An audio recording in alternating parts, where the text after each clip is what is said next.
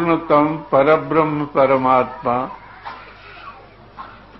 जिसे आज अद्वैत अगुण निराकार निरीह है ना, निर्मम निराश्रय है ना, ऐसे शब्दों से जिसे विभूषित किया गया है, अगोचर, हाँ, मन वाणी में जानने वाला नहीं, मन सोपगम्य है ना, मन से भी वो क्या है, अगम्य है, कहीं जो है उसको कोई देख नहीं सकता, सुन नहीं सकता।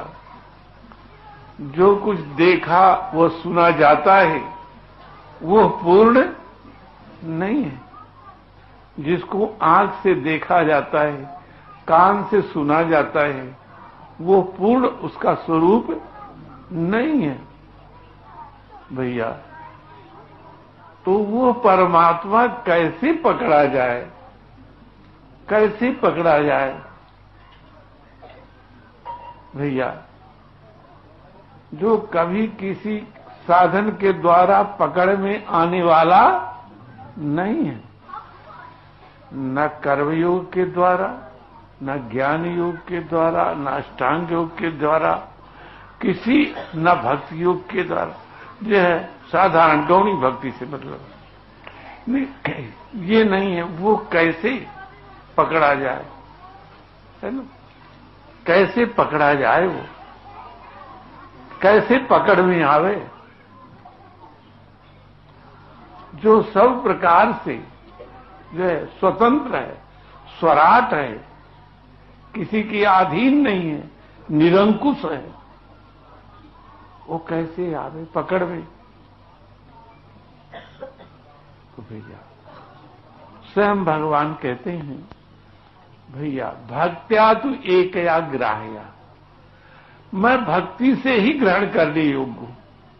किससे? भक्ति से ग्रहण करने योग्य। कहते हैं भगवान, हम में प्रवेश करने के लिए कोई चाहता है, हमको देखने के लिए कोई आतुर है, हमारी साम्यता को जो देखना चाहता है, साम्यता में सम्मिलित होना चाहता है, जानने में हमको समर्थ होना चाहता है, तो क्या करें? जो है हम भक्ति के द्वारा ही उसे जो है प्राप्त होने योग्य होते हैं। यदि भक्ति उसके पास में नहीं है तो नहीं पकड़ सकता, हम उससे ग्राह्य नहीं है। तो परमात्मा भक्ति से ही पकड़ में आने योग्य है। भगवान आधीन हो जाते हैं, इतने वो स्वतंत्र स्वराट परमात्मा आधीन हो जाते हैं, जो निरंकुश शासक हैं, काल के काल हैं, काल कर्म स्वभाव गुण भक्षक हैं। ऐसे परमात्मा किसके अधीन हो जाते हैं? किसके अधीन हो जाते हैं? भक्तिवान के अधीन हो जाते हैं।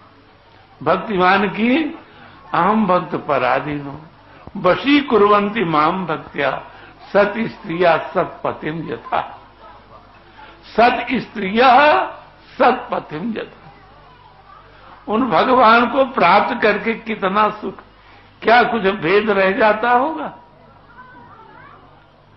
जहां सच्चा पत्नीत्व है